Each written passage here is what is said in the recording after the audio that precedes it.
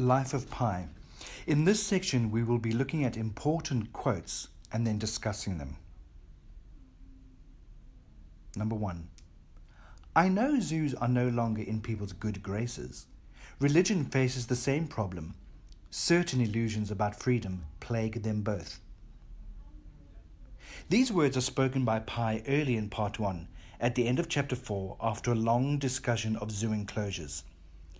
Mr. Patel, Pi has recently told us, runs the Pondicherry Zoo, a place that Pi considers paradise as a boy. Pi has heard many people say negative things about zoos, namely that they deprive noble, wild creatures of their freedom and trap them in boring, domesticated lives. But he disagrees. Wild animals in their natural habitat encounter fear, fighting, lack of food, and parasites on a regular basis. Given all these biological facts, animals in the wild are not free at all. Rather, they are subject to a stringent set of social and natural laws that they must follow or die. Since animals are creatures of habit, zoo enclosures with abundant food and water, clean cages, and a constant routine are heaven for them. Given the chance, Pi says, most zoo animals do not ever try to escape unless something in their cage frightens them.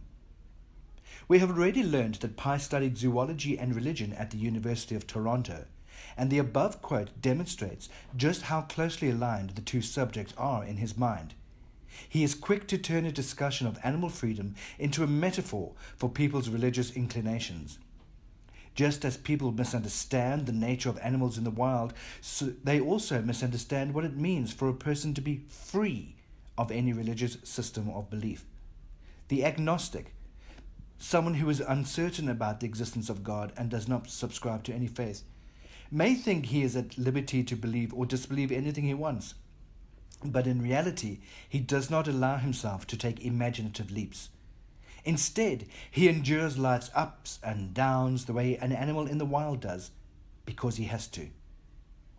A person of faith, on the other hand, is like an animal in an enclosure, surrounded on all sides by a version of reality that is far kinder than reality itself. Pi embraces religious doctrine for the same reason he embraces the safety and security of a zoo enclosure. It makes life easier and more pleasurable.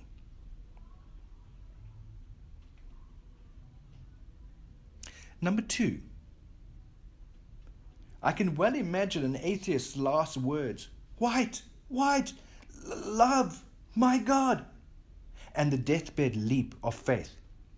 Whereas the agnostic, if he stays true to his reasonable self, if he stays beholden to dry, yeastless factuality, might try to explain the warm light bathing him by saying, possibly a failing oxygenation of the brain, and to the very end lacks imagination and will miss the better story. Spoken by Pi, this quotation, in chapter 22 in its entirety, emphasizes the important distinction between facts and imagination, which is the crux of the entire novel. Previously in chapter 21, the author used the phrase dry, yeastless factuality and the better story after a meeting with Pi in a cafe. The repetition highlights this dichotomy. Religion is aligned with imagination, while lack of faith is linked to accurate observation and rationalism. In short, Pi is giving us a simple, straightforward explanation for the variance of his own story, the one with animals and the one without. The quotation can also be considered in the context of Pi's second story, the one without animals, in which Pi himself is the tiger. Pi has chosen a tiger to represent himself because of its conflicting qualities: nobility and violence, grace and brute force, intelligence and instinct. In a way, these qualities are very human. But on a day-to-day basis, for example, as we go to school, drive to the supermarket, and watch TV at night, the elements of violence, brutality, and instinct are blunted. Instead of catching and killing fish, we purchase plastic-wrapped fillets. Rather than hunt animals for meat, we buy steaks at the deli counter. Stripped of these conveniences, Pi must return to nature and reassert his animal instincts. He must overcome his squeamishness in order to eat. He must embrace aggression in order to kill the cook who might otherwise have killed him. In crediting Richard Parker's existence for his own survival, Pi acknowledges that it is animal instinct, not polite convention or modern convenience, that protects him from death. Number 3. Life on a lifeboat isn't much of a life. It is like an end game in chess, a game with few pieces. The elements couldn't be simpler, nor the stakes higher. This comment appears about halfway through part 2 as Pi adjusts to life at sea and philosophizes on the nature of being a castaway. In an end game in chess, most of the game has been played out and the majority of the chess pieces knocked off the board. Similarly, after the sinking of the Tsimtsum, only a handful of survivors, namely Pi, Richard Parker, Orange Juice, Zebra, and Haida, remain.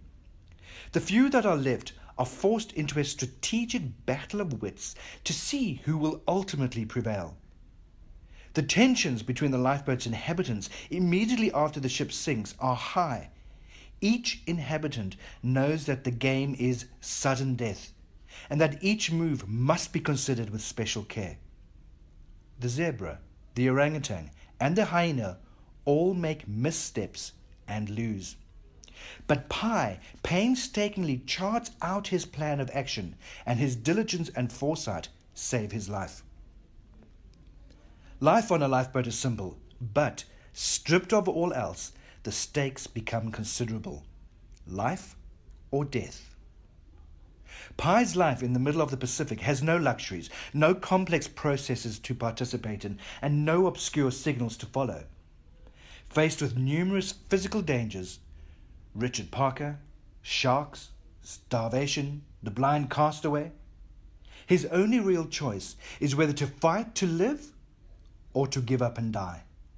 Though he considers doing otherwise, Pi chooses to fight. The distilled quality of Pi's existence is similar to the kind of bare-bones life lived by many religious mystics, for whom stripping down to the essentials is necessary for communion with God. A full, varied life with many distractions can cloud faith or even make it unnecessary. However, within a spare and even monastic existence, God's presence becomes palpable. To put it another way, within the confines of a lifeboat, spirituality looms as large as a nearly 10-foot, 450-pound Bengal tiger. Number 4. The lower you are, the higher your mind will want to soar. Pi narrates these words in chapter 93 towards the end of his ordeal at sea, and as he is reaching the depths of his despair.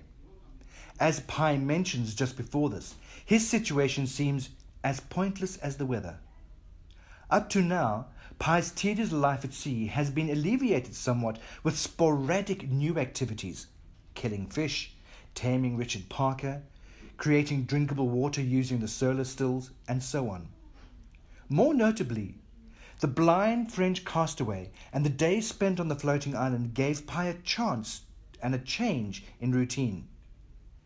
But now the novelty has worn off. This section, in which nothing is expected to happen, drives Pi into utter hopelessness, yet he must continue living.